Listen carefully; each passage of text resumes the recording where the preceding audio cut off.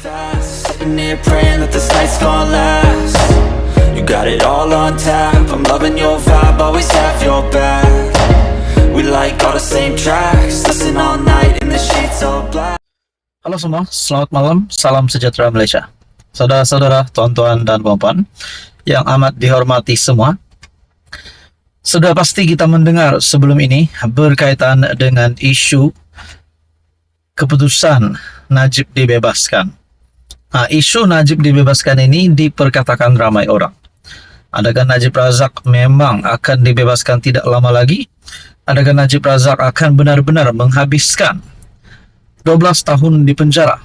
Nah, saudara-saudara, satu keputusan yang pasti dinantikan, terutamanya kepada penyokong-penyokong bosku ataupun penyokong Najib Razak yang sudah pasti menginginkan pembebasan untuk Najib Razak. Akhirnya, saudara-saudara, ini satu artikel yang menyebut berkaitan juga dengan lembaga pengampunan. Satu artikel daripada Malaysia Kini, Kabinet dimaklumkan tentang mesyuarat lembaga pengampunan. Kabinet dimaklumkan berkaitan mesyuarat lembaga pengampunan Isnin lalu, kata Menteri Dalam Negeri Saifuddin Nasution Ismail. Menjawab soalan pemberita, dia bagaimanapun tidak mendedahkan lanjut butirannya. Kabinet dimaklumkan sepintas lalu, tetapi bukan kabinet punya bidang kuasa. Lembaga pengampunan seperti dalam perlembagaan menyatakan dengan jelas bahwa bawah bidang kuasa SEPA keanggotaan bagaimana. Jadi kita bincang, tetapi kita faham ini bukan bidang kuasa kabinet. Katanya, menjawab soalan sama ada.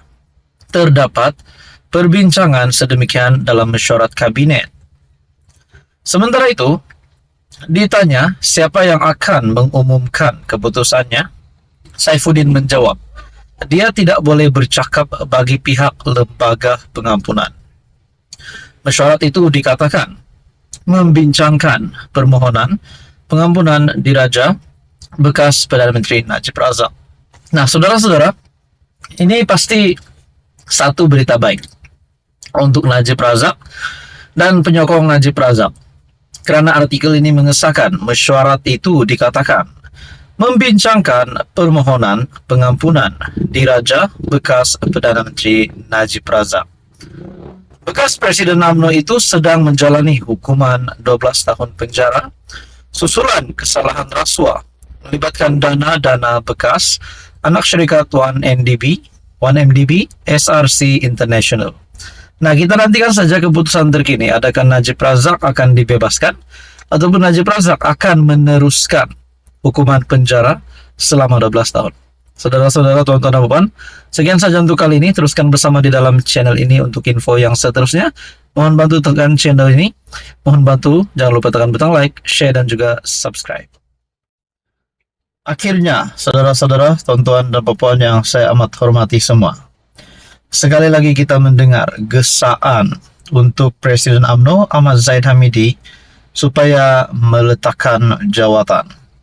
Saudara-saudara, sebelum ini pun hangat tentang isu ini, di mana ada yang berkata pembawaan Zahid sebagai Presiden UMNO telah membuatkan ramai pengundi Melayu tidak lagi mengundi UMNO.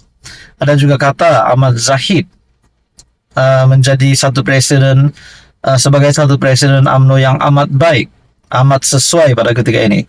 Jadi banyak spekulasi dibuat. Sudah pasti ada yang suka, ada juga yang tidak suka. Tetapi saudara-saudara yang amat dihormati semua, satu lagi gesaan dibuat terhadap Ahmad Zahid Hamidi untuk meletakkan jawatan. Satu perkongsian daripada Syabuddin Husin. Ganti Zahid Hamidi untuk pastikan UMNO dapat kembali sokongan Melayu, kata salah satu MP PKR. Hasan Karim daripada PKR berpendapat UMNO perlu diterajui muka baru, tidak hanya menumpang dahan Pakatan Harapan, pimpinan Anwar Ibrahim yang diakuinya rapuh dalam berdepan pilihan raya umum ke-16. Menurut ahli Parlemen Pasir Gudang, rombakan pemimpin baharu yang segar, berintegriti dan berkarisma penting untuk mendapatkan undi Melayu. Kumpulan sokongan paling corot diterima gabungan PHBN kini.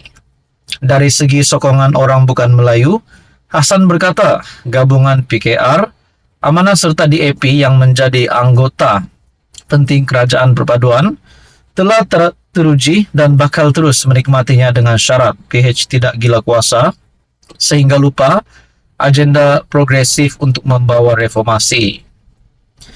Yang menjadi masalah kepada PHBN ialah kemerosotan sokongan Melayu yang boleh diatasi jika UMNO dapat membawa sokongan Melayu kepada gabungan itu. Dalam keadaan sekarang, sukar selagi UMNO dipimpin Presidennya Zahid Hamidi, selagi Zahid memimpin UMNO, orang Melayu sukar kembali menyokong UMNO, BN atau PHBN, katanya kepada FMT. UMNO perlu rombakan pemimpin baharu segar, berintegriti dan karisma untuk membawa balik sokongan Melayu kepada UMNO, BN dan kini PHBN. Jika tidak, UMNO bahawa Zahid akan menumpang di dahan PH pimpinan Anwar yang kerajaan sendiri selepas PRU 15. UMNO perlu rombakan pemimpin baharu, berintegriti dan karisma, BN dan kini PHBN. UMNO bahawa Zahid akan menumpang di dahan PH pimpinan Anwar yang tidak kuat manapun. Rabu lalu, Ketua Penerangan PAS Ahmad Fadli Syahari mengeluarkan kenyataan sinis. Bersetuju bayangan diberikan Zahid bahawa kerjasama PHBN akan kekal sehingga PRU 16 yang didakwanya memudahkan pengundi Melayu membuat pendirian awal. BN dan PH membentuk kerjasama menubuhkan kerajaan perpaduan bersama beberapa parti lain selepas tiada gabungan mampu menubuhkan kerajaan sendiri selepas PRU 15.